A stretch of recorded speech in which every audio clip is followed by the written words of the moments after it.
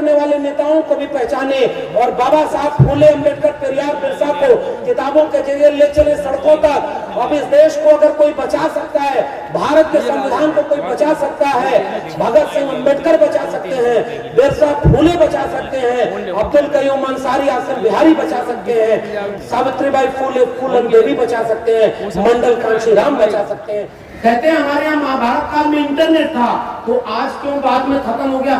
जितनी इंटरनेट की सप्लाई कंपनियां सब विदेश की क्यों है और तुम्हारे यहाँ इंटरनेट फेल गया? देवी नई नई पैदा हुई थी, जब तक भारत में सिनेमा नहीं आया था तब तक उस देवी का कहीं इतिहास नहीं मिला। अगर हिंदू राष्ट्र हकीकत बनता है तो वो इस मुल्क के लिए सबसे बड़ा अभिशाप होगा।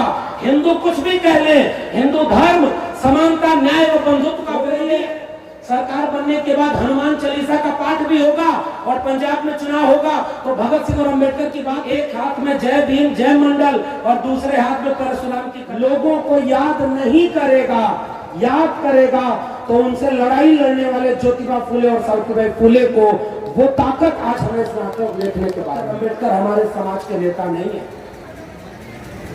क्या आप पहचानते हैं उन लोगों को जो खुद पीछे रहकर आपके खिलाफ आपके ही लोगों को आगे कर देते हैं? क्या वह फूले और लिखे होंगे? बाबा साहब ने कहा था कि व्यक्ति पूजा बहुत खराब चीज कर रहे हैं। वह भी महात्मा फूले और डॉक्टर अंबेडकर की मूर्ति के सामने सर झुका रहे हैं। क्या उन्हें आप अपना नेता मान लेंगे? कि आज हम जहां हैं, जैसे भी हैं, जो कुछ भी हैं, वो नहीं हो पाते अगर फूले अम्बेडकर पेरियार और बिरसा हमारी जड़ों में नहीं। लोग जो हक की आवाज बुलंद करते थे वो जेल में हैं, तो उनका नाम लिए बिना बिरसा फूले अम्बेडकर पेरियार पर कोई भी आयोजन पूरा नहीं हो सकता, क्योंकि हमारे हिस्से की लड़ाई वो लड़ते हुए आप जेल में हैं और हम आप तो बाहर हैं। गांव में खड़े होकर जाति की प्रताड़ना झेलते हुए लाठी गोली खा रहे हैं, वो हमारे हिस्से की लड़ाई तो लड़ रहे हैं। तमाम पिछड़े लोग जो कभी कभी बीच में हिंदू भी बन जाते हैं, वो लोग जाति के नाम पर अगर वंचना झेल रहे हैं तो वो हमारे हिस्से की हित लड़ाई। सड़कों पर खड़े होकर के कहते कि नफरत की आग बुझाओ, हमें मोहब्बत का भारत बनाना है, सबको मिलाकर एक करने का भारत। गुंडन की छाती पर मोहर लगेगा हाथी पर, वो लड़ाई कहां पहुंच गई कि हाथी चलता जाएगा ब्राह्मण शंख बचाएगा। क्या शोषक और शोषित एक जगह हो सकते हैं क्या? अरे हम नहीं बोलेंगे तो कौन बोलेगा? और अभी तक मैंने तय नहीं किया है कि मुझे किसी से टिकट लेकर चुनाव लेना।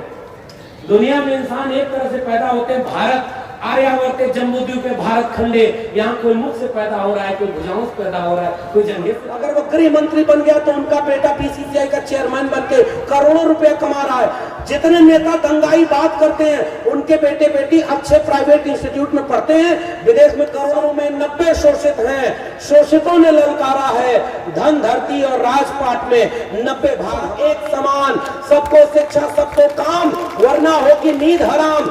सबको शिक्षा दे न सके जो, वो सरकार निकम्मी है। जो सरकार निकम्मी है वो सरकार। पंडित जी, जिन बच्चों ने गधे को मारा है उसमें आपका लड़का संतोष भी है। पंडित जी खड़े होकर कहे कि 2-4 लइकन में एक संतोष गधा के मरले में राजू के कहा, जब तेरी जेब में फूटी कौड़ी नहीं है तो जा बच्चा सनी, तेरा कुछ नहीं बिगाड़। पैदा हो अपने घर में नहीं, पड़ोसी के घर में पैदा हो। हमारी चालाकियों ने हमसे बहुत कुछ छीन लिया है।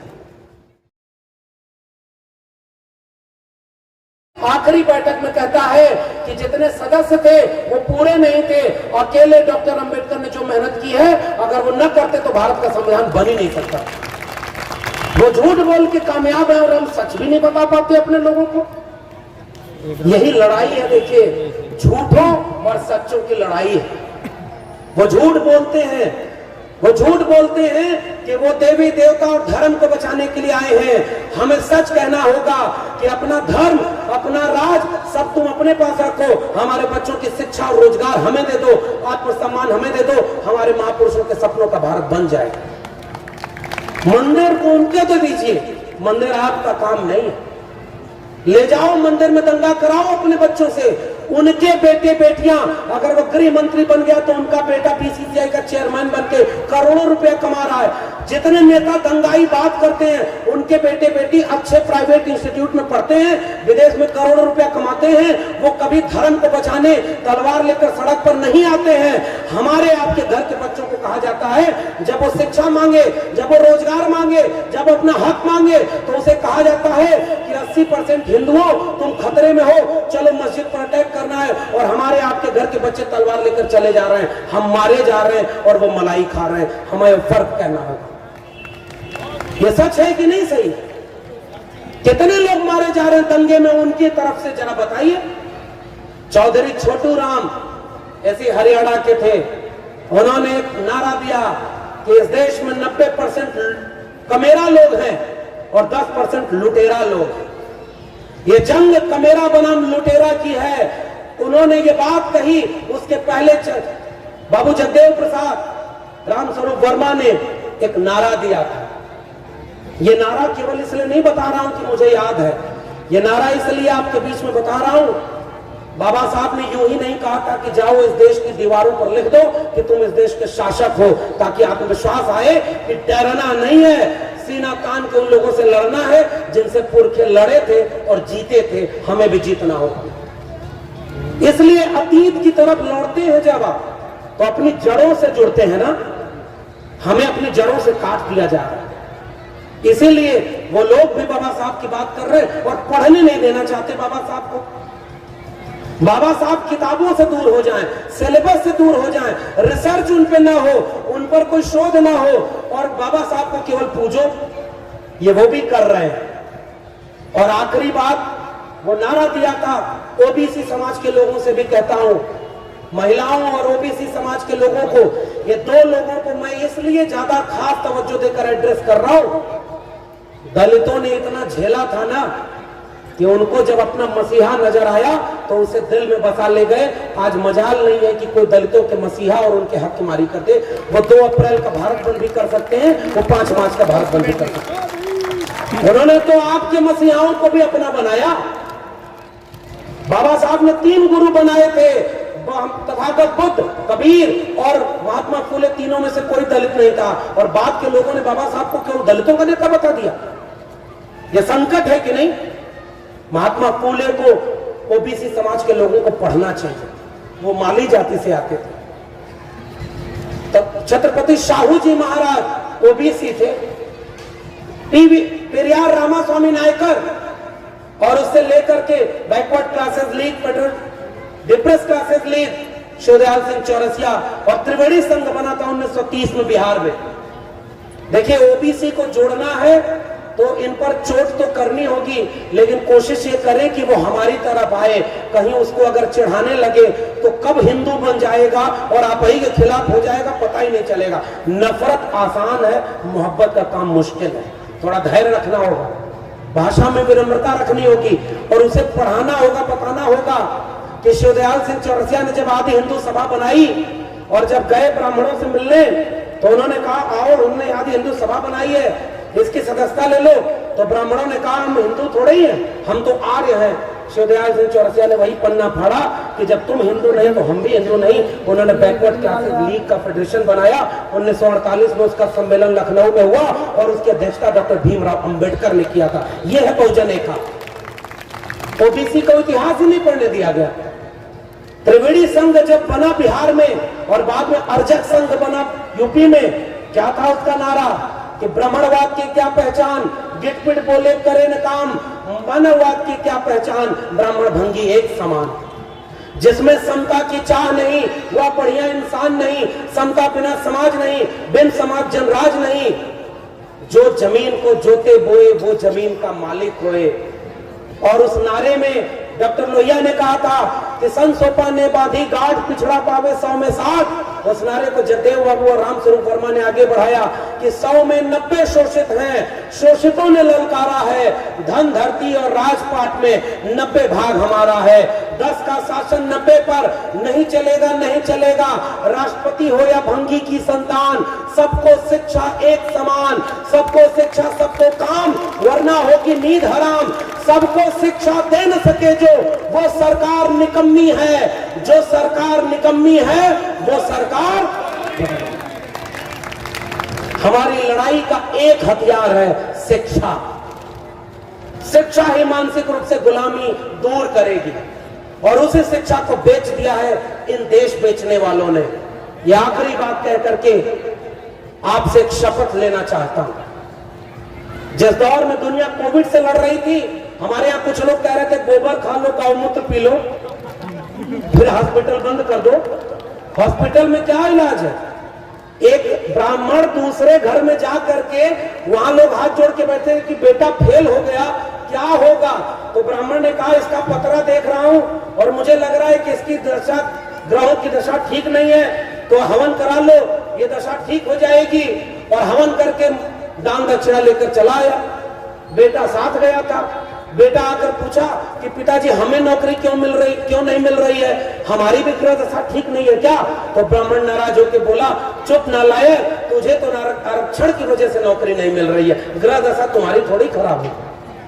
हमारे पूर्वांचल में एक नारा था, लोग जाकर ब्राह्मण से शिकायत किए कि एक गधा है, कुछ बच्चों ने उसको जान ले ली है, क्या होगा पंडित जी? उन्होंने कहा अरे गधा मारना तो बहुत बड़ा पाप है, गुनाह है, अब तुम्हें हवन कराना होगा, इस पाप से मुक्ति मिलेगी, और ये कराना होगा, इतना खर्च होगा। बड़े नाराज हुए। धीरे से एक आदमी ने बोला, पंडित जी जिन बच्चों ने गधे को मारा है उसमें आपका लड़का संतोष भी है। पंडित जी खड़े होकर कहे कि 2-4 लइकन में एक संतोष, गधा के मरले में कौनो न दोष। तुरंत इतिहास बदल गया। ये लोग हमारी पीढ़ियों को गुलाम बनाए थे। तृतीय रत्न नाटक लिखा है महात्मा फुले ने, और उस नाटक के रेफरेंस से कह रहा हूं। एक आदमी बहुत गरीब था, वो ब्राह्मण के पास जाता है। ज्योतिबा फुले लिखते हैं कि वो ब्राह्मण से कहता है कि तुम्हारे जीवन का सारा संकट इसलिए क्योंकि शनि ग्रह की दशा ठीक नहीं है। वो आदमी कहता है कि हुजूर कैसे होगी सही? उन्होंने कहा हवन करा लो। कितना खर्चा आएगा? 10,000 रुपया। आदमी कहता है इतना पैसा तो नहीं है। तो ब्राह्मण कहता है चलो सेल लगा दी, 50% डिस्काउंट, 5,000 रुपया में हवन करा दूंगा। वो आदमी कहा नहीं, 5,000 भी नहीं दे पाऊंगा। फिर ब्राह्मण बोला कि अच्छा 100 रुपया, 1,000 रुपया दे दो, कुछ दिन के लिए शनि ग्रह को ठीक कर देता हूँ, जब पैसा हो जाएगा तो बड़ी वाली हवन करा लेना। वो आदमी खड़ा होकर कहा मेरी जेब में एक फूटी कौड़ी नहीं है। ब्राह्मण नाराज होकर कहा जब तेरी जेब में एक फूटी कौड़ी नहीं है तो जा बच्चा, शनि तेरा कुछ नहीं बिगाड़ सकता। ऐसे ऐसे नमूनों से हमारे देश में मानसिक गुलाम पैदा किए गए। एक आदमी खजूर के पेड़ पर चढ़ा, ऊपर से देखा तो इतने ऊपर से उतरेंगे कैसे, डर लगी। उसने हाथ जोड़ा, हनुमान जी ताकत दे दो, नीचे उतर जाऊंगा, मंगलवार को एक लड्डू चढ़ाऊंगा। आधा दूर आया, फिर कहा कि हनुमान जी आजकल बड़ी गरीबी है, कोरोना में नौकरी चली गई है, घर में खाने को नहीं है, आधा किलो लड्डू चढ़ाऊंगा, उसमें मान जाना। थोड़ा और नीचे आया और कहा कि देखो आपके यहाँ लड्डू तो बहुत चढ़ता होगा, मैं 250 ग्राम चढ़ाऊंगा, उतने में ही खुश हो जाना। करते करते वो जब जमीन पर उतरा तो कान पकड़कर उठक बैठक किया कि हनुमान जी आज से न पेड़ पर चढ़ूंगा न आपको लड्डू खिलाऊंगा। ये तर्क और विज्ञान की बात है। हमारे पुरखों ने तर्क, विवेक, वैज्ञानिकता की बात की थी।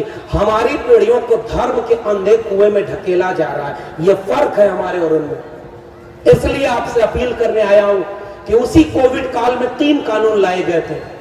3 कृषक कानून, 3 श्रमिक कानून और नई शिक्षा नीति।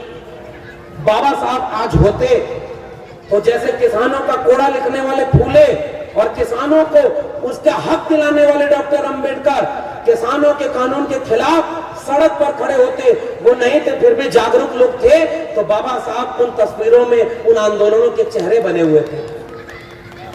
CA/NRC का आंदोलन जब हुआ तो उस आंदोलन में सबसे बड़ा चेहरा अगर किसी एक नायक का था तो मुसलमानों के हाथों में भी जो तस्वीर थी वो डॉक्टर भीमराव अंबेडकर की तस्वीर थी। इस देश में किसान, मजदूर, नौजवान सारी लड़ाइयों में जिस नायक को आजादी के बाद दफन कर दिया गया था वो मिट्टी फोड़कर बाहर आया, पढ़ाई और लड़ाई की आवाज में बुलंद हुआ और आज 2022 तक आते आते उस एक नायक के करोड़ों लोग मानने वाले हैं। वो आंदोलनों का नायक बनकर उभरा है, उसका नाम है डॉक्टर भीमराव अंबेडकर। तो भगत सिंह, अंबेडकर, बिरसा, फूले, पेरियार की विरासत हमारे पास है।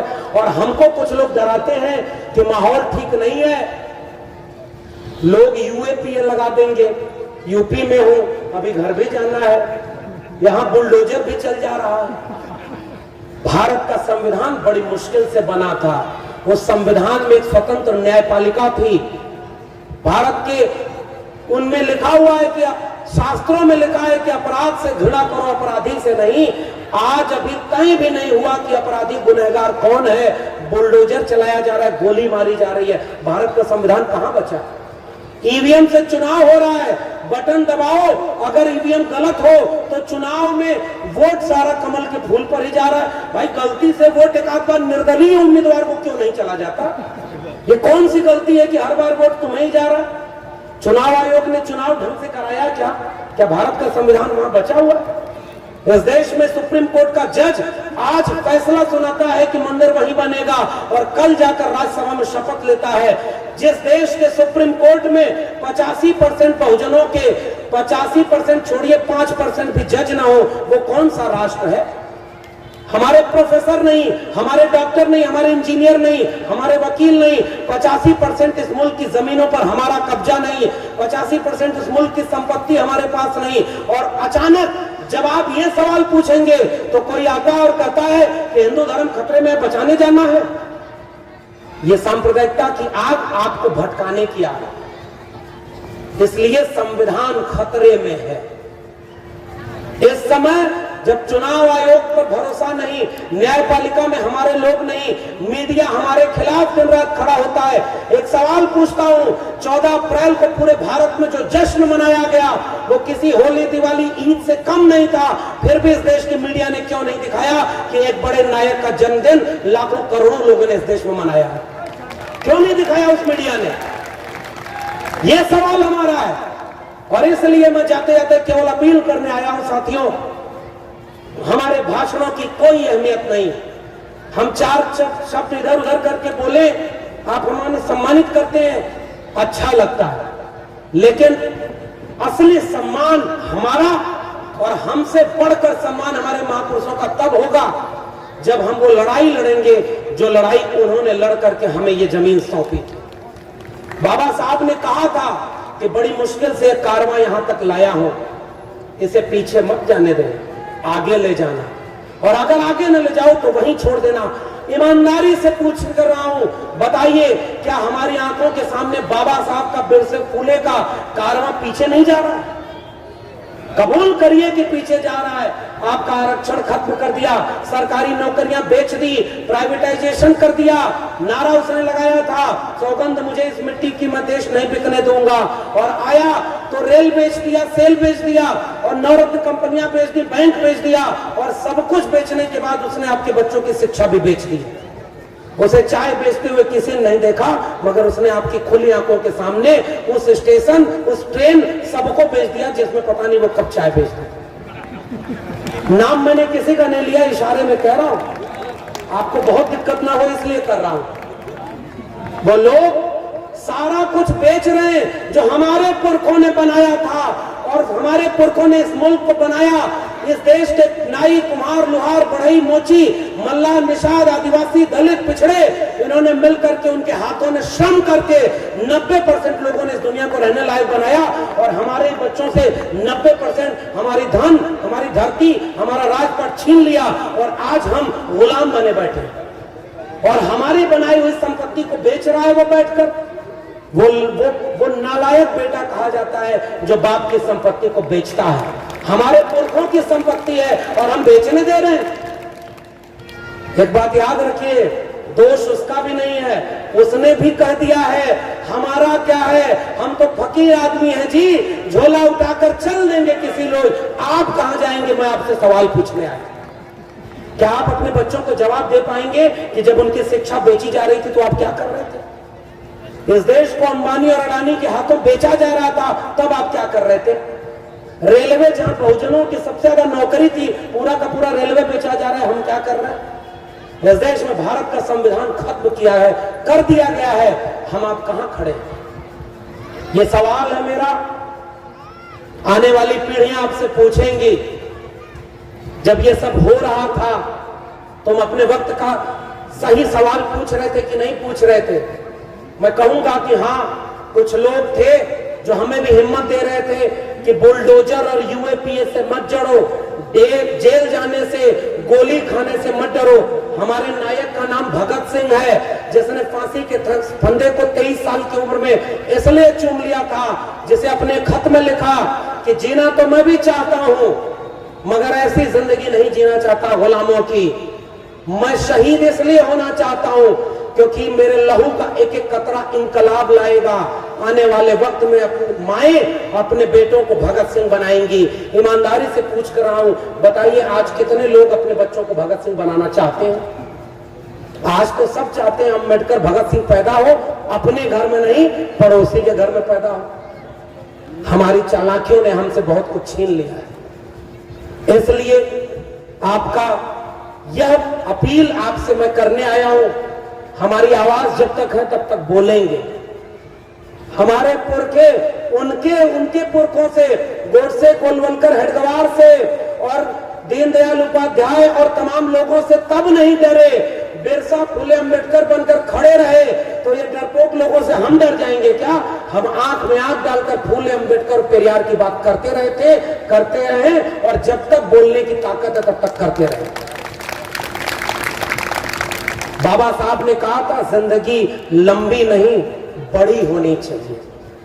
हम केवल तस्वीरों से नहीं, अब जंग को क्रांति तक ले जाने की जरूरत है। आइए ओबीसी समाज के लोगों, तुमसे पूछा था मैंने कि मैंने जब आरटीआई लगाई तो इस देश के 45 केंद्रीय विश्वविद्यालयों में 2019 तक तुम्हारे प्रोफेसर 0 थे।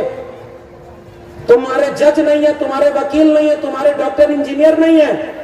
तो ओबीसी समाज के लोगों बताओ, तुम हिंदू थे तो तुम्हारा हक किसने मारा? दलितों बताओ तुम्हारा हक किसने मारा? आदिवासियों बताओ तुम्हारा हक किसने मारा? वही 10% लुटेरा लोग हैं जिन्होंने 90% संसाधनों पर कब्जा किया है। इस समय लेटरल एंट्री हो रही है। जानते हैं लेटरल एंट्री का मतलब क्या होता है? लेटरल का अर्थ होता है पीछे दरवाजे से, चोर दरवाजे से। और इस देश में सबसे बड़ा इम्तिहान है यूपीएससी आईएएस बनने का। इस देश में पिछले 3 साल में 340 लोग लेटरल एंट्री से बिना परीक्षा दिए, बिना इंटरव्यू दिए आईएएस ज्वाइंट सेक्रेटरी बन गए हैं। और उन 340 में से एक भी दलित, पिछड़ा, आदिवासी नहीं है। ये कौन सा हिंदू राष्ट्र है, मैं तुमसे पूछना चाहता हूं। अगर दलित, पिछड़े, आदिवासी भी हिंदू हैं तो जहां आरक्षण लागू नहीं है वहां हमारे लोग क्यों नहीं है भाई? मीडिया में आरक्षण नहीं, मीडिया में कितने ब्यूरो चीफ दलित, पिछड़े, आदिवासी हैं? सुप्रीम कोर्ट में आरक्षण नहीं है, बताओ कितने जज दलित, पिछड़े, आदिवासी हैं? तुमने दिन रात केवल आरक्षण को गालियां दी हैं, हमारे लोगों को अपमानित किया मेरिट के नाम पर। ये लेटरल एंट्री नई शिक्षा नीति के पीछे से चोर दरवाजे से आ गई है। हम जैसे प्रोफेसर लोग बन गए, आने वाली पीढ़ियों में अब आपके प्रोफेसर भी नहीं बनेंगे। 90 से 95% अभी भी इस देश के कुलपति, प्रिंसिपल, वाइस चांसलर सारे सवर्ण बने बैठे हैं। हमारे लोग तो वहां है ही नहीं। ये आज के सबसे बड़े सवाल थे। पुरखों की लड़ाइयों को हमारे सामने सौदा किया जा रहा है। बाबा साहब की मूर्ति तो बनेगी, लेकिन उनके सपनों का भारत नहीं बनेगा। यहां खड़े हैं हम। इसलिए जाते जाते आपसे केवल एक अपील करके जा रहा हूं कि जब भी स्याह रात नाम लेती नहीं ढलने का, यही तो वक्त है सूरज तेरे निकलने का। लाख बुरी परिस्थितियां हो, मगर उससे बुरी नहीं है जो ज्योतिबा फूले ने झेली। लाख बुरी परिस्थितियां हमारे सामने हैं, मगर उससे बुरी नहीं है जो डॉक्टर अंबेडकर ने, मानवर कांशीराम ने झेला। वैसी परिस्थितियां नहीं है। ओबीसी समाज के लोगों ये बात जहां तक जाए पहचान के बताइएगा। उत्तर प्रदेश में मुख्यमंत्री थे राम नरेश यादव, और बिहार में मुख्यमंत्री थे कर्पूरी ठाकुर, और दिल्ली से बैठकर कुछ लोगों ने नारा बनाया था, आगे ही आ जाओ, कि दिल्ली से चमड़ा भेजा संदेश, भैंस चरावे राम नरेश और बाल बनावे कर्पूरी। ये नारा लगाया था। और उन लोगों को, ओबीसी लोगों को कहा जा रहा है कि तुम हिंदू हो, चलो खतरा में है, धर्म बचाने जाना है। मैं आपसे गुजारिश करके जा रहा हूं, 14 अप्रैल, 26 नवंबर, 6 दिसंबर, ये तिथियां तो हैं हमारे लिए महत्वपूर्ण। बाबा साहब की मूर्ति भी हमारे लिए महत्वपूर्ण है। जब भी सामने से गुजरेंगे, हिम्मत लेकर गुजरेंगे कि हमारे बीच का एक व्यक्ति ऐसा भी था जिसने हमारा मुस्तकबिल लिख दिया। मगर आइए मूर्तियों तस्वीरों के दुरुपयोग करने वाले नेताओं को भी पहचाने और बाबा साहब फूले अम्बेडकर पेरियार बिरसा को किताबों के जरिए ले चले सड़कों तक। अब इस देश को अगर कोई बचा सकता है, भारत के संविधान को कोई बचा सकता है, भगत सिंह अम्बेडकर बचा सकते हैं, बिरसा फूले बचा सकते हैं, अब्दुल कयूम अंसारी आसिफ बिहारी बचा सकते हैं, सावित्रीबाई फूले फूलन देवी बचा सकते हैं, मंडल कांशीराम बचा सकते हैं। जड़ों की तरफ लौटिए, क्रांति का आगाज करिए, तब जाकर के हम कुछ बदल पाएंगे। बहुत बहुत धन्यवाद, आपने मुझे मौका दिया। आप सभी को मैं आपसे ये बात कहने आया हूं कि जंगल में आग लगी, एक चिड़िया पानी डाल रही थी चोंच से, बाकी लोग हंस रहे थे कि ये क्या कर रहे हैं। उन्होंने कहा कि तुम्हारे एक बूंद पानी से ये जंगल की आग नहीं बुझेगी। उस चिड़िया का जवाब था कि मैं जानती हूं कि मेरे एक बूंद पानी से ये आग नहीं बुझेगी, मगर जब इस जंगल का इतिहास लिखा जाएगा कि जिस समय भारत को बेचा जा रहा था, आरक्षण खत्म किया जा रहा था, शिक्षा बर्बाद की जा रही थी, आपके मुल्क को दंगाई बनाया जा रहा था, उस समय मेरा नाम आग लगाने वालों में नहीं, आग बुझाने वालों में शामिल होगा। जय भीम, जय मंडल, संविधान जिंदाबाद, उल गुलाम जिंदाबाद, इंकलाब जिंदाबाद। बहुत बहुत साधुवाद। जय भीम। तत्वावधान में आयोजित इस कार्यक्रम में मंच पर बैठे हुए सभी सम्मानित लोग और उनसे ज्यादा सम्मानित लोग जो सामने बैठे हुए हैं, उन सबको मेरा सादर जय भीम, जय मंडल, इंकलाब जिंदाबाद।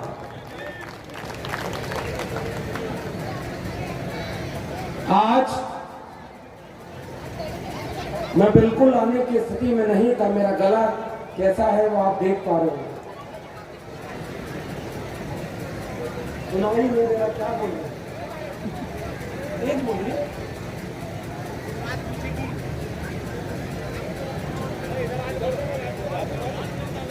कहाँ से बिलोंग करते हो ये पूछिए। आज मैं आने की स्थिति में नहीं था, फिर भी क्यों आया हूं? क्योंकि मैं अपने को रोक पाने की भी स्थिति में नहीं था कि बाबा साहब की बात जहां हो और हम जा सकते हो और न जाए, तो शायद ये खुद के लिए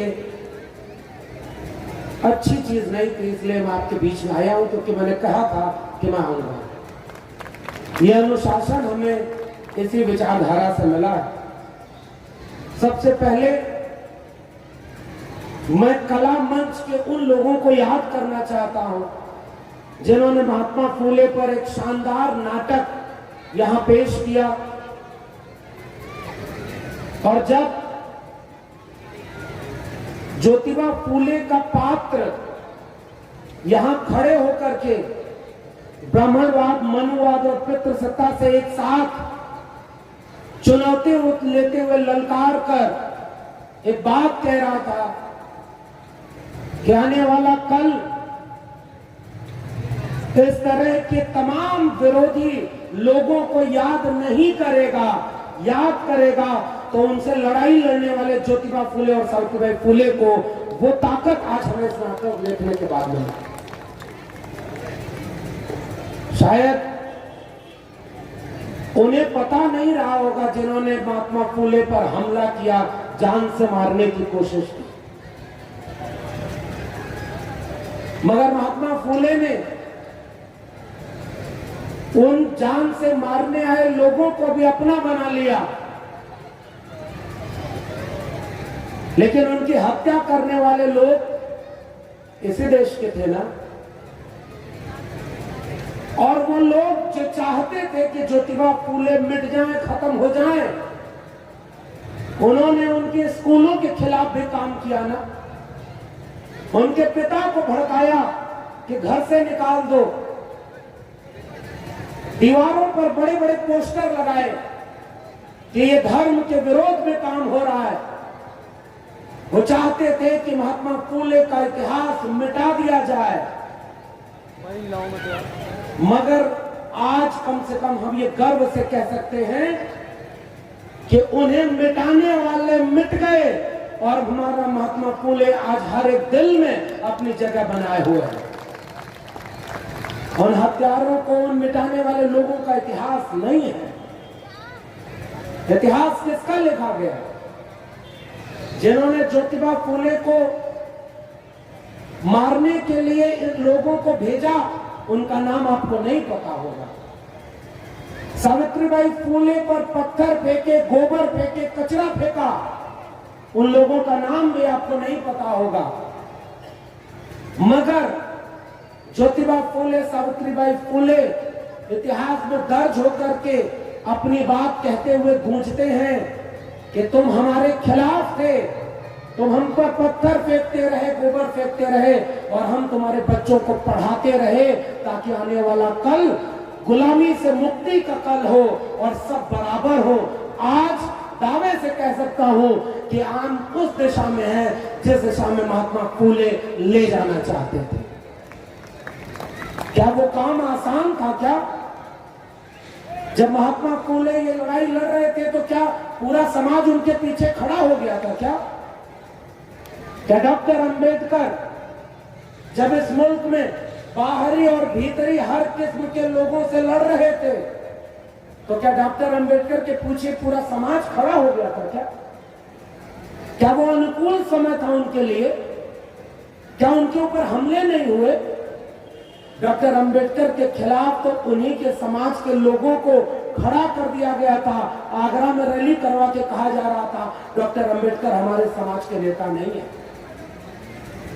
क्या आप पहचानते हैं उन लोगों को जो खुद पीछे रहकर आपके खिलाफ आपके ही लोगों को आगे कर देते हैं? क्या वो फूले और अंबेडकर के साथ नहीं हुआ? मगर एक बात सोचिए, आज कई बार हमें यह लगता होगा कि हम बहुत मुश्किल दौर में हैं, हमारी लड़ाई कमजोर पड़ रही है।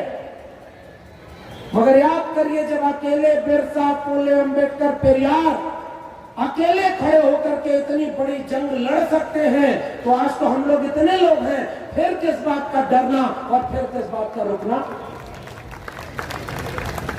मैं केवल यही बात करने आपसे आया हूं।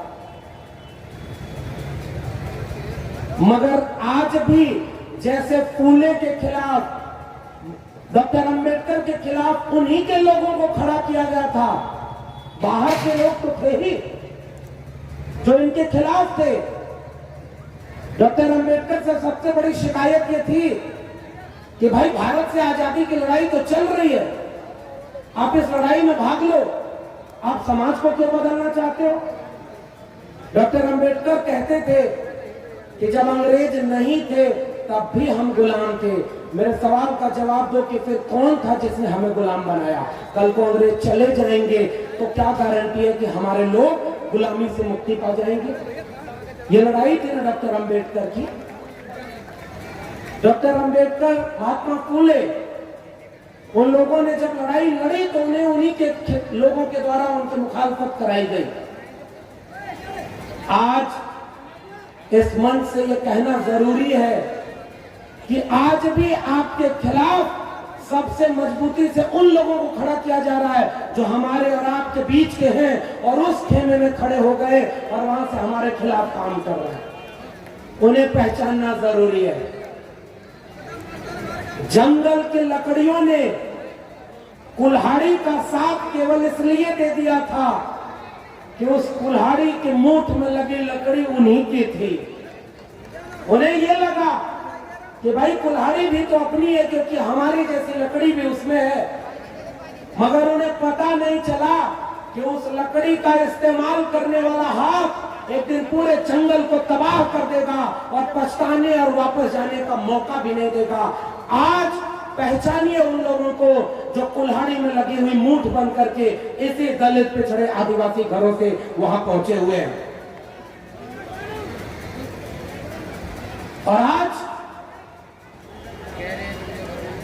ये समाज इस बात की चुनौती पेश करता है कि डॉक्टर अंबेडकर, महात्मा फूले कौन सा भारत बनाना चाहते थे। आप एक मेले का आयोजन किए हैं, जश्न का माहौल है और उसमें भी खुशी की बात है कि आपने तमाम पोस्टर यहां ऐसे लगाए जिस पर बाबा साहब के विचार लिखे हुए। बाबा साहब ने कहा था कि व्यक्ति पूजा बहुत खराब चीज है।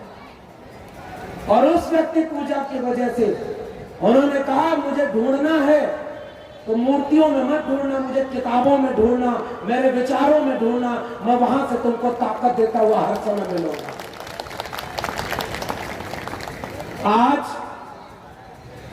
चुनौती यह भी है कि जो अपना सारा काम डॉक्टर अंबेडकर, महात्मा फुले के खिलाफ कर रहे हैं, वह भी महात्मा फुले और डॉक्टर अंबेडकर की मूर्ति के सामने सर झुका रहे हैं। क्या उन्हें आप अपना नेता मान लेंगे? जिनके दिल में गोडसे, गोलवलकर, हेडगवार हो, वो बिरसा, फुले, अंबेडकर, पेरियार के कैसे हो सकते हैं? ये सवाल पूछना वक्त का सबसे जरूरी सवाल है। और मैं आपसे एक सवाल पूछता हूं, माना कि हमारे लिए बाबा साहब की, महात्मा फुले की अहमियत इतनी बड़ी है और हम ये दावे से कहते हैं कि आज हम जहां हैं, जैसे भी हैं, जो कुछ भी हैं, वो नहीं हो पाते अगर फुले, अंबेडकर, पेरियार और बिरसा हमारी जड़ों में नहीं होते। ये सच्चाई है। इसलिए कोई भी जब नाम लेता है उनका तो हमें गर्व होता है कि हमारी जड़ों की बात हो रही है। मगर क्या ये सच नहीं है कि कहीं ऐसा धोखा ना हो जाए कि बाबा साहब की बड़ी बड़ी मूर्तियां बनाने लगे? एक दौर में जरूरी भी था। आप तो उस उत्तर प्रदेश में है जहां मनुवाद, सामंतवाद का गढ़ था, और उस मनुवाद, सामंतवाद की छाती पर चढ़ करके लखनऊ से लेकर गौतम बुद्ध नगर तक बहुजन नायक नायिकाओं की मूर्तियां जब बनी, तब जाकर के इतिहास करवट लेता है। वो मूर्तियां किसी जमीन पर नहीं खड़ी हैं, वो मनुवाद और सामंतवाद की छाती पर खड़ी हैं और वहां से तेवर बनाती हैं कि हम कौन लोग हैं। बर्दाश्त करता है क्या उन मूर्तियों के सामने से गुजरना? इसलिए ये पहला पड़ाव था जो जरूरी था कि अपने समाज के बीच एक आत्मविश्वास भरा जाए कि अरे तुम कमजोर लोग नहीं हो, तुम इतने पिछड़े दलित हो लेकिन कमजोर नहीं हो। देखो तुम्हारे बीच से ही निकल करके कोई महात्मा फुले बना, कोई छत्रपति साहू बना, कोई डॉक्टर अंबेडकर बना, कोई पेरियार बना, कोई बिरसा मुंडा, सावित्रीबाई फुले बना, और उनके बीच से कोई कांशीराम बना, कोई मंडल बना। तुम्हारी विरासत तो ताकत की विरासत है। पहला चरण था जो आगे बढ़ चुका है। हिम्मत नहीं है आज कि महात्मा फुले और डॉक्टर अंबेडकर की मूर्तियों से आप नकार दें। झुकना पड़ता है। वोट चाहिए दिखाने के लिए ही सही। भारत का संविधान लागू तो है, उन्हें भी दिखाना है कि हम दलितों, पिछड़ों, आदिवासियों के भी नेता हैं, इसलिए झुकते हैं। मगर हमारे नायकों का खौफ उनसे पूछिए जो आज भी रात के अंधेरे में उन मूर्तियों को तोड़ने का काम करते हैं। जो मूर्तियों से डर गए, वो विचारों से कितना डरेंगे इसकी कल्पना कर लीजिए।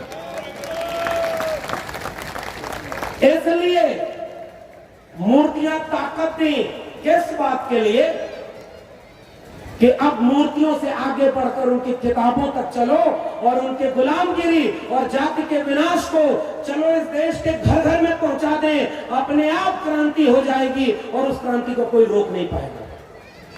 ये लड़ाई है हमारी, विचार की लड़ाई।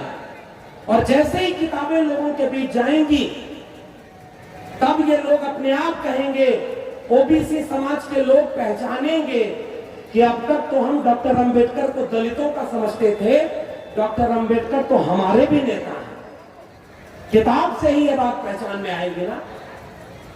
आज जब डॉक्टर जितेंद्र मीणा यहां खड़े होकर बोल रहे थे, या मैं खड़ा होकर बोल रहा हूं और डॉक्टर अंबेडकर जन्मोत्सव समिति के तमाम बहुजन लोगों के बीच में बोल रहा हूं, तो अब ये बताइए कि असल में बहुजन एका, वंचितों, शोषितों की एका अब इस मंच पर दिखाई दे रही है, जिसका खाब बिरसा, फुले, अंबेडकर और पेरियार ने देखा था।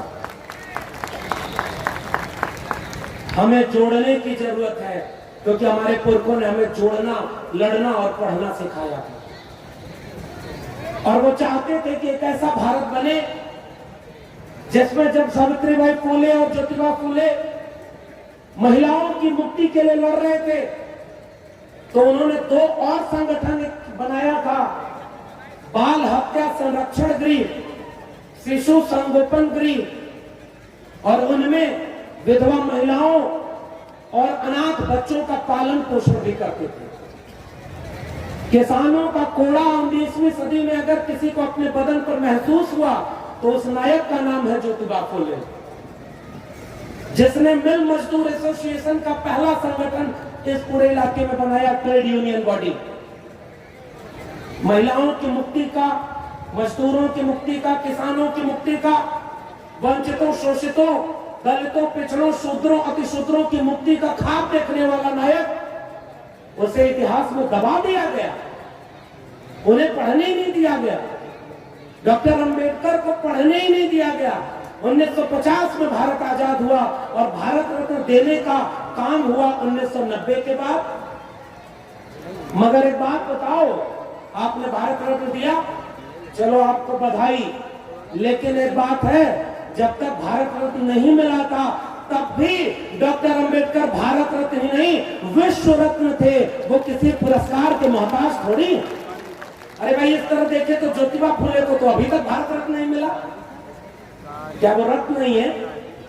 ऐसे ऐसे लोगों को भारत रत्न मिल रहा है कि ऐसा भारत रत्न न मिले हमारे महापुरुषों को, तब भी वो हमारे जहन में जिंदा रहेंगे और आने वाली पीढ़ियों को ये कहते रहेंगे कि लड़ाई और पढ़ाई जिंदा रखना। तो आज जरूरत इस बात की है, इस मंच पर मैं केवल एक अपील करने आया हूं। वो अपील ये है साथियों कि आज वक्त कैसा है, मैं चाहूं तो अभी भी घंटों घंटों ये आपके बीच में बोल सकता हूं कि डॉक्टर अंबेडकर ने अमुक किताब में अमुक बात लिखी है, उन्होंने जीवन में ये संघर्ष किया, महात्मा फुले ने ये संघर्ष किया, उनका कोटेशन पढ़ूं और आपके सामने ताली बजवाऊं कि मैं बहुत बड़ा विद्वान हूं। मगर मुझे लगता है उससे ज्यादा जरूरी बात यह करनी है कि अगर आज डॉक्टर अंबेडकर, महात्मा फुले होते तो आज वो कौन सी लड़ाई लड़ रहे होते और इस मंच पर खड़े होकर वो क्या बोल रहे होते, वह कहना जरूरी है। इसलिए मैं वो कहने जा रहा हूं, ये बोलना जोखिम भरा है और इस जोखिम का खामियाजा हमारे लोग भुगत रहे हैं। मैं दिल्ली विश्वविद्यालय से जुड़ा हूं, हर मंच पर याद करता हूं अपने प्रोफेसर हैनी बाबू को, जो बहुजन समाज से आते हैं। उन्होंने तमाम ऐसी पिटीशन दायर की, कोर्ट में लड़ाइयां लड़ी, तमाम वकील लोग भी यहां बैठे हुए हैं, कोर्ट में लड़ाइयां लड़ी, और जब वो यंगार परिषद से उनको जोड़ करके उनको आतताई बता करके पिछले 2 साल से जेल में बंद किया गया है। प्रोफेसर आनंद तेलतुंबड़े, जिन्होंने इस पूरे एंटी कास्ट मूवमेंट की आवाज को गांव-गांव इंटेलेक्चुअल ढंग से पहुंचाने की कोशिश की, वो आज जेल में है। गौतम नौलखा बरबर राव जेल में है, उमर खालिद सैफी जेल में है। हमारे तमाम बहुजन लोग जो हक की आवाज बुलंद करते थे वो जेल में हैं। तो उनका नाम लिए बिना बिरसा, फुले, अंबेडकर, पेरियार पर कोई भी आयोजन पूरा नहीं हो सकता, क्योंकि हमारे हिस्से की लड़ाई वो लड़ते हुए आप जेल में हैं और हम आप तो बाहर हैं। हम आप तो अभी भी बाहर हैं, हम आप तो अभी भी यहां बैठ करके गर्व से ये कार्यक्रम मना रहे हैं। लेकिन हो सकता है हमारे हिस्से की भी लड़ाई कोई और लड़ रहा था, हमारे हिस्से की लड़ाई लड़ता हुआ कोई गोली खा रहा होगा। बस्तर बकसवा के जंगलों में, हस्तियों के जंगलों में आदिवासी हमारे हिस्से की लड़ाई तो लड़ रहे हैं। जो तमाम दलित पूरे भारत में गांव में खड़े होकर जाति की प्रताड़ना झेलते हुए लाठी गोली खा रहे हैं, वो हमारे हिस्से की लड़ाई तो लड़ रहे हैं। तमाम पिछड़े लोग जो कभी कभी बीच में हिंदू भी बन जाते हैं, वो लोग जाति के नाम पर अगर वंचना झेल रहे हैं तो वो हमारे हिस्से की ही तो लड़ाई है। अगर हम दिल्ली और आसपास के इलाकों में हैं और हमारे पास ये प्रिविलेज है कि हम इतना बड़ा आयोजन कर सकते हैं, तो वो बात कहिए जो यहां से कहना जरूरी है कि इस देश में आज सांप्रदायिकता की आग लगाई जा रही है और उसी की आड़ में 80% लोगों को हिंदू बनाया जा रहा है और 20% मुसलमानों का खौफ दिखाकर आपके बच्चों के हाथ से कलम और किताब छीन करके, तलवार पकड़ करके उन्हें दंगाई बना जा रहा है। हमारे दौर में अगर महात्मा फुले, डॉक्टर अंबेडकर, पेरियार, डॉक्टर राम मनोहर लोहिया मंडल कांशीराम होते तो आज सड़कों पर खड़े होकर के कहते कि नफरत की आग बुझाओ, हमें मोहब्बत का भारत बनाना है, सबको मिलाकर एक करने का भारत बनाना है।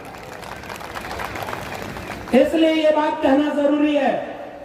और कौन ये कर रहा है? और एक बात और देखिए, मैं गाजियाबाद में हूं, ये तो उत्तर प्रदेश में आता है ना। उत्तर प्रदेश में तो राम राज्य दूसरी बार भी आ गया, उफान पर है। इस प्रदेश में 80-20 का नारा देकर, गर्मी शांत करने का नारा देकर भी कोई चुनाव जीत जाए तो बहुजन आंदोलन किस दिशा में जाएगा? आलोचना तो सबकी करनी होगी और आलोचना होनी चाहिए कि एक हाथ में जय भीम जय मंडल और दूसरे हाथ में परशुराम की कटार, कहीं वही गलती तो नहीं किए कि आज ये हश्र हो गया आपके आंदोलन का। एक तरफ कहा था मानवर कांशीराम ने कि ठाकुर बाबन बनिया छोड़, बाकी सब है डीएस कोर। बाम सेव का ऑर्गेनाइजेशन का नाम ही था दलित, पिछड़ा, माइनॉरिटी, उन सब के कर्मचारियों का एक यूनियन था। और तब उन्होंने 85% लोगों की बात की थी।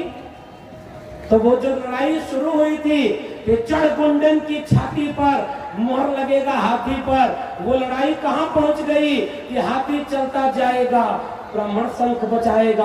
हाथी नहीं, गणेश है, ब्रह्मा विष्णु महेश है। तो ये समाजवाद और अंबेडकरवाद की लड़ाई कमजोर केवल और केवल इसलिए पड़ गई कि आपने अपने विचारधारा से समझौता कर लिया। क्या शोषक और शोषित एक जगह हो सकते हैं क्या? क्या शेर और गाय एक जगह खड़े हो सकते हैं, एक हो सकते हैं क्या? जब हितों का टकराहट होगा ना तो कब कौन आपका गला काट लेगा आपको पता नहीं चलेगा। आप उन्हें खुश कर रहे थे। हमारे यहाँ बारात में जब बारात आती है तो फूफा नाराज हो जाते हैं। हर बारात में फूफा नाराज हो जाएंगे। तो फूफा नाराज होकर के किसके खिलाफ जाते हैं? बारातियों खिलाफ नहीं, घरातियों के खिलाफ। और अंत में कब खुश हो जाएंगे पता ही नहीं। इस प्रदेश में कहा गया कि कुछ लोग नाराज थे, उनको अपनी तरफ ले आएंगे तो सरकार बन जाएगी। उन्होंने 90% वोट उनको दे दिया जो राम राज की बात करते थे। आपने अपनी विचारधारा से समझौता कर लिया, वो आपके नहीं हुए, और जो आपके थे वो पराये हो गए। आप राजनीतिक रूप से यहां आ गए। ये आलोचना करना जरूरी है कि नहीं जरूरी? ये आलोचना जरूरी है कि नहीं जरूरी है? मैं आपसे पूछ रहा हूं। अरे हम नहीं बोलेंगे तो कौन बोलेगा? और अभी तक मैंने तय नहीं किया है कि मुझे किसी से टिकट लेकर चुनाव लड़ना है। अरे कोई चुनाव नहीं लड़ा था ज्योतिबा फुले ने, पेरियार ने, बिरसा मुंडा ने, और डॉक्टर अंबेडकर अपने जीवन में कोई चुनाव जीते तक नहीं। फिर भी आज हर एक जगह पर उनकी तस्वीरें और उनकी आवाजें गूंजती हैं। नेता बनना इसके लिए जरूरी नहीं, विचार में ईमानदारी हो तो आने वाली पीढ़ियां आप पर फख्र करेंगी। केवल ये लड़ाई है। 2-4 चुनाव आप जीत जाओगे, क्या ही बदल जाएगा? इसलिए मैं खरी बात कहने आया हूं। और ओबीसी समाज के लोगों पर भी 2-4 बात तो कही दूं। गालियां बहुत मिलती हैं हर तरफ से। क्यों मिलती हैं? क्योंकि वो जो दंगा कराने वाले लोग हैं ना, उनको नफरत करना आसान है। एक बात बताइए, कमरे में 4 लोगों को बंद कर दीजिए और चारों को 2 टास्क दीजिए। एक बार कहिए कि चारों एक थोड़ी सी खीर है, उसको मिल बांट के बराबर खा लेना और बाहर चले आओ। खीर वहीं की वहीं पड़ी रहेगी। आप दरवाजा खोलेंगे तो चारों लोग आपस में लड़ के लहूलुहान रहेंगे। मोहब्बत का काम हमेशा कठिन होता है, नफरत कराना तो हमेशा आसान रहा है। हमारे पुरखों ने मोहब्बत का काम करना सिखाया था ना। और आज कुछ लोग इस मुल्क में नफरत की आग लगा रहे हैं और आपको लगता है कि वो आग आपके घर तक नहीं जाएगी। जरा पहचानिए कि ये जो दंगा कराने वाले लोग हैं मस्जिद के सामने, अरे भाई तुमने नारा लगाया था, मैं ये भी सच कह रहा हूं। 90 में मंडल आंदोलन आया, मानवर कांशीराम, उनको भी सब कहते हैं कि दलितों का नेता था। अगर मानवर कांशीराम केवल दलितों के नेता थे तो उन्होंने 600 से ज्यादा रैलियां और ये नारा मंडल कमीशन के लिए क्यों दिया था कि जिसकी जितनी संख्या भारी उसकी उतनी हिस्सेदारी, मंडल कमीशन लागू करो वरना कुर्सी खाली करो। और कांशीराम केवल दलितों के नेता है। याद करिए उस कांशीराम को जिसने पूरे बहुजन को एक किया, क्योंकि उनके पास विरासत थी। उन पिछड़े समाज के लोगों को, और उनको मैं फिर से याद दिला रहा हूं, पिछड़े समाज पर एक आरोप लगाया जाता है कि वो हिंदू बना हुआ है। ठीक बात है, जितनी आबादी उनकी है वो अगर जाग जाए तो फिर ये हिंदू धर्म का क्या होगा मुझे पता नहीं, लेकिन देश तो बच जाएगा। और उस पिछड़े समाज के बीच से महात्मा फूले आते हैं, छत्रपति साहू जी आते हैं, और शिवदयाल सिंह चौरसिया, चंद्रिका प्रसाद जिज्ञासु, पेरियाल ललित सिंह यादव, रामस्वरूप वर्मा, जगदेव बाबू, ये विरासत है पिछड़े समाज के पास। मगर दिक्कत क्या हुई पता है? पिछड़े समाज ने वो वंचना नहीं झेली थी जो दलितों ने झेली। उन्हें तो अपने साथ रखा गया लाठी लेकर।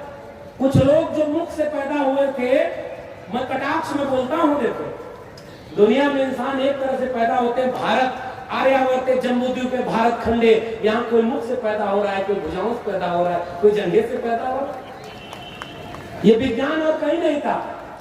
उन लोगों की चालाकी समझे जो महात्मा फूले ने लिखा है। महात्मा फूले कहते हैं कि ये कलम कसाई है।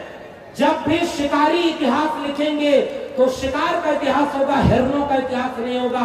अगर हिरणों को अपना इतिहास लिखना है तो खुद लिखना होगा, क्योंकि शिकारियों की गाथाओं में हिरणों की पीड़ा दुख दर्द कभी नहीं होगा। वो कलम कसाई का कहा ज्योतिबा फूले ने। ज्योतिबा फूले तो जो लिख गए, आज हम पढ़ने की भी हिम्मत नहीं कर पाते। सच बात तो ये है, हम इतने कमजोर लोग हैं। जो लड़ाई लड़ गए पेरियार दक्षिण भारत में, वो हम उत्तर भारत में बोलने में भी डरते हैं। और जो लड़ाई लड़ करके हमें इतना हक दे गए डॉक्टर अंबेडकर, उन्हें तो हम केवल ऐसा लगता है कि किताबों में, मूर्तियों में। तो बताओ, इसी दिल्ली में अब राजनीति हो रही है। सरकार बनने के बाद हनुमान चालीसा का पाठ भी होगा, और पंजाब में चुनाव होगा तो भगत सिंह और अंबेडकर की बात भी होगी। मैं आपसे सवाल पूछता हूं, ये हनुमान चालीसा और डॉक्टर अंबेडकर एक साथ चल सकते हैं क्या? क्या ये एक साथ हो सकते हैं क्या? भगत सिंह ने लेख लिखा, मैं नास्तिक क्यों हूं, अछूत की समस्या। भगत सिंह ने कहा कि इस मुल्क में सबसे बड़ा खतरा सांप्रदायिकता, साम्राज्यवाद के साथ ब्राह्मणवाद और पूंजीवाद का है। और आज हनुमान के बगल में बैठ गए भगत सिंह और अंबेडकर। ये हमारे नायकों का अपमान है और ये बर्दाश्त आपको नहीं करना चाहिए। और इसलिए ये सच बोलना जरूरी है कि दिल में गोडसे गोलवलकर हेडगवार को रख करके जब तुम अंबेडकर की मूर्ति पर कल माला डाले होगे, तो मैं दावे से कह सकता हूं कि इस मूर्ति से भी आंख नहीं मिली होगी तुम्हारी, और तुम्हें दिल पर पत्थर महसूस हो रहा होगा, क्योंकि तुम्हें पता है डॉक्टर अंबेडकर का मतलब क्या है। 1940 में डॉक्टर अंबेडकर लिख गए थे कि अगर हिंदू राष्ट्र हकीकत बनता है तो वो इस मुल्क के लिए सबसे बड़ा अभिशाप होगा। हिंदू कुछ भी कह ले, हिंदू धर्म समानता, न्याय और बंधुत्व का विरोधी है, वो लोकतंत्र से मेल नहीं खाता है। इसलिए किसी भी कीमत पर हिंदू राज को बनने से रोका जाना चाहिए। 1940 में डॉक्टर अंबेडकर कह गए। और आज आपके लोगों को हिंदू बना करके मस्जिदों के सामने जाकर नारा दिलवा रहे कि टोपी वाला सर झुका के जैसे नाम बोलेगा। आप वहां खड़े हैं भाई, ये बात बोलनी होगी यहाँ से। बड़ी मुश्किल से हमारे पुरखों ने लड़ाई लड़ी, तो हमारे हाथ से कुदाल, फावड़ा और तमाम पुश्तैनी पेशे छीन करके कलम और किताब पकड़ाई थी। आज 2022 में आपके बच्चों के हाथ से कलम और किताब छीन करके तलवार लेकर के उनको भेजा जा रहा है कि जाओ मस्जिद के सामने दंगा करो। और ये नमूने सब कर क्या रहे हैं सुनिए। अब आयोजक लोग जाने, आपने मुझे बुलाया है तो मैं तो बोलूंगा, बाद में आपका क्या होगा वो आप देखिएगा। इस समय क्या हो रहा है? कह रहे 5 वक्त की अजान होती है तो हम 5 वक्त का हनुमान चालीसा भी पढ़ेंगे। और जब पढ़ने की वीडियो बनने लगी तो हनुमान चालीसा किसी को याद ही नहीं था, सब किताब लेकर बैठे थे। ऐसे ऐसे नमूने तो भक्त बने बैठे हैं। और कल्पना करिए, इस रास्ते अगर ये सब जाएंगे तो 5 वक्त की नमाज के सामने 5 वक्त का हनुमान चालीसा पढ़ोगे, महीने भर रोजा भी रहना पड़ेगा, तब क्या करोगे? ये सवाल है कि नहीं है? और तो और कुछ ऐसी बातें हैं जो इनके बस की ही नहीं है। एक सवाल मेरा आपसे है, डॉक्टर अंबेडकर सांप्रदायिकता के खिलाफ लड़े थे, महात्मा फूले सांप्रदायिकता के खिलाफ लड़े थे। वो तो सवाल पूछ रहे थे कि हिंदू है कौन, हमें उसका जवाब दे दो, जो डॉक्टर जितेंद्र मीणा ने पूछा। इस देश के आदिवासी हिंदू हैं क्या? अरे उनका अपना देवी देवता, अपना पर्व, अपनी संस्कृति है। ये विकास के नाम पर सड़कें राजमार्ग बना करके उनको गोली मार रहे हैं। वो हिंदू थे क्या? दलित अगर हिंदू थे तो मंदिर में जाने से क्यों रोका? क्यों रोका था? भगवान ने किस किताब में तुम्हें लिखा था कि दलितों को मंदिर में नहीं जाने देना है, उनको शिक्षा नहीं पाने देना है? महिलाएं कम संख्या में बैठी हैं, फिर भी इतनी महिलाएं हो, अगर महिलाएं मंच पर भी हो तब जाकर के याद रखिएगा बाबा साहब का कोई भी आयोजन पूरा होगा, उनको यहां बैठाएंगे। महिलाओं की मुक्ति की लड़ाई लड़ने वाले महात्मा फूले और डॉक्टर अंबेडकर, आज मैं आपके सामने एक बात कह के जा रहा हूं कि उस जमाने में जो सबसे कठिन लड़ाई थी वो यही थी कि हमें अपने स्वाभिमान को कैसे बचाना है। अगर ये सारी महिलाएं हिंदू थी तो एक बात बताइए, मैं आजमगढ़ से आता हूं, पूर्वांचल से। हमारे यहाँ एक व्रत होता है जीवित पुत्रिका व्रत। माएं अपने बेटों की लंबी उम्र के लिए व्रत रखती हैं। तो ये सवाल मेरा है, और जितनी लड़कियां यहाँ आई हैं उनको भी मैं उकसा रहा हूं कि घर जाकर अपनी मां से पूछना कि बेटी की लंबी उम्र के लिए कौन सा व्रत संस्कृति में, धर्म में बना हुआ है। करवा चौथ रखते हैं कि पति की लंबी उम्र हो जाए, तो पत्नी की लंबी उम्र का कौन सा श्लोक लिखा है, जरा वो भी पढ़ के सुना दो। ये गैर बराबरी थी। महात्मा फूले का एक नाटक आपने देखा, कितना अपमानित और जलील किया गया था महिलाओं को। और फूले को कहते हैं कुछ लोग कि वो केवल जाति की बात करते थे। महात्मा फूले और उस समय सावित्रीबाई फूले, जब पुणे में प्लेग आया, आज कोरोना आया, तो इतने लाखों लाख लोग जो पैदल यहां से चल करके गए थे, पूछिए वो कौन लोग थे? वो हमारे आपके बीच के लोग थे। अस्पतालों में जो मरे हैं बिना दवाई के, वो कौन लोग सबसे ज्यादा हैं? इस मुल्क के गरीब कमजोर मजलूम लोग हैं। सबको शिक्षा, सबको रोजगार, सबको स्वास्थ्य दे नहीं पाए, और तुम बिना बात के कहते हो आर्यावर्त जम्मू द्वीप भारत खंड विश्व गुरु बन गए। हम कहते हैं कि जीरो हमारे यहाँ ज्ञान और विज्ञान था, हमारे यहाँ जीरो का आविष्कार हुआ, तो जीरो का आगे क्यों नहीं बढ़ पाए? जीरो पर ही क्यों रुक गए? कहते हैं हमारे यहाँ महाभारत काल में इंटरनेट था, तो आज क्यों बाद में खत्म हो गया? जितनी इंटरनेट की सप्लाई कंपनियां सब विदेश की क्यों है, और तुम्हारे यहाँ इंटरनेट फेल क्यों हो जाता है? वो कहते हैं कि हमारे यहाँ गणेश जी पहली प्लास्टिक सर्जरी थे, तो आज भी बड़े बड़े नेताओं को इलाज करने के लिए विदेश क्यों जाना पड़ता है? ये सवाल पूछना जरूरी है कि नहीं? इस देश में आज लोगों को मानसिक रूप से गुलाम बनाया जा रहा है। हमारे पुरखे ने मानसिक गुलामी के खिलाफ लड़ाई लड़ी थी और अपनी किताब का मजमून ही दिया था, गुलामगिरी। गुलामों को गुलामी का एहसास करा दो, अपनी बीड़ियां वक्त वक्त तोड़ लेगा। हमें वापस गुलाम बनाया जा रहा है। और धर्म में, कर्म में, अरे दुनिया चांद पर जा रही है और तुम अपने बेटे बेटियों को धर्म में, कर्मकांड में, अंधविश्वास में पीछे ले जा रहे हो। ये सवाल पूछना जरूरी है कि नहीं? और उस समय उन्होंने कहा महिलाओं के लिए 30 त्योहार बनाए। एक देवी नई नई पैदा हुई थी, जब तक भारत में सिनेमा नहीं आया था तब तक उस देवी का कहीं इतिहास नहीं मिलता। लेकिन एक फिल्म बनी जय संतोषी माँ, उसके बाद एक नई देवी पैदा हो गई संतोषी माँ, और उनका मंदिर बन गया। कैसा धर्म है भाई? कहीं भी नए नए देवी देवता पैदा होते रहते। भारत आजाद हुआ तो भारत की जनसंख्या थी 30 करोड़ और देवी देवता थे 35 करोड़, यानी सरप्लस थे। एक आदमी पर एक देवता, उससे भी ज्यादा कुछ बच गए। 8 हाथ की कोई महिला आपके सामने आ जाए तो आप पूजा करेंगे कि भाग जाएंगे? पहले हमको जवाब दीजिए, भागेंगे कि नहीं? अब ये सवाल मेरा है, तुम्हारे 33 करोड़ देवी देवताओं और तुम्हारे गुट से गोलवलकर हरिद्वार पर अगर तराजू पर रखना है तो हमारा एक नायक भारी पड़ेगा, डॉक्टर भीमराव अंबेडकर। हम उसकी बात करने आए हैं। और केवल अंबेडकर से तो तुम लड़ नहीं सकते। अभी हम